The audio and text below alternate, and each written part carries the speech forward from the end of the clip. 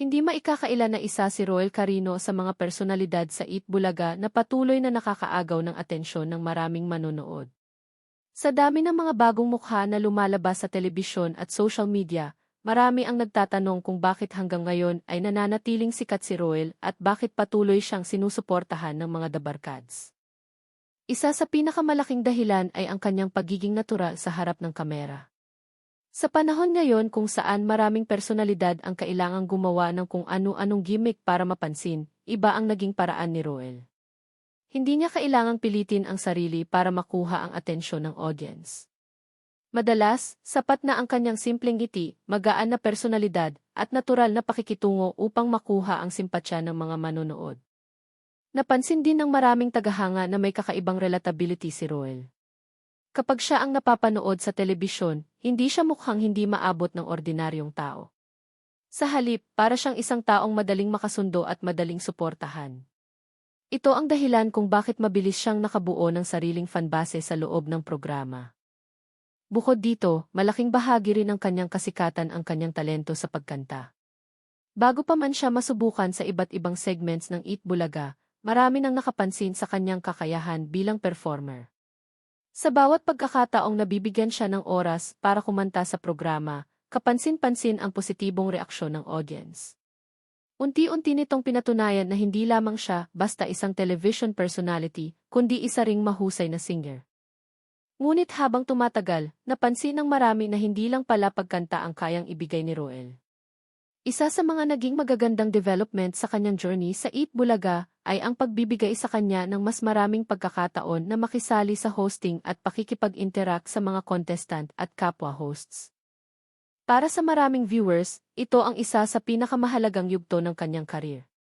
Dahil sa bawat pagkakataong nakakahawak siya ng mikropono bilang host, mas nakikita ng publiko ang isa pang bahagi ng kanyang personalidad. Unti-unting lumalabas ang kanyang confidence, spontaneity, at kakayahang makisabay sa mabilis na takbo ng isang live noontime show. Marami rin ang natuwa nang makita siyang bumalik sa programa matapos ang kanyang naging operasyon. Sa mga panahong hindi siya napapanood, maraming tagahanga ang nag-aalala sa kanyang kalagayan. Kaya naman nang muli siyang makita sa studio at makapag-perform ulit sa harap ng audience, ramdam ang saya ng mga sumusuporta sa kanya. Ang naging sitwasyong iyon ay tila lalo pang nagpalakas sa koneksyon niya sa kanyang mga tagahanga.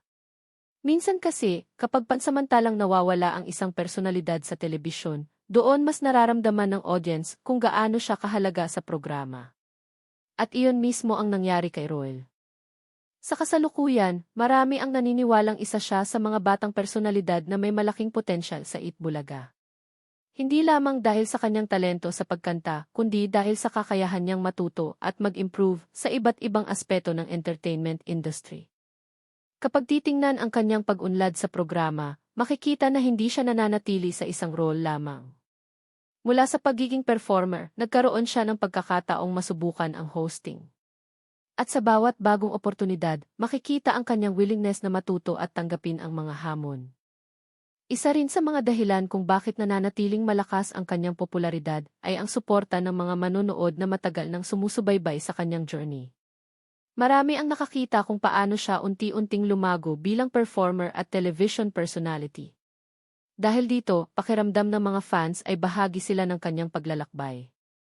Sa mga pinakahuling kaganapan sa Eat Bulaga, patuloy pa ring nabibigyan si Roel ng exposure sa iba't ibang bahagi ng programa. Habang mas dumarami ang kanyang karanasan sa harap ng kamera, mas marami ring manonood ang nakakakita ng kanyang potensyal, hindi lamang bilang singer, kundi bilang isang all-around entertainer. At marahil iyon ang pinakamalaking dahilan kung bakit hanggang ngayon ay nananatiling sikat si Roel Carino. Hindi lang dahil sa kanyang talento. Hindi lang dahil sa kanyang magandang boses.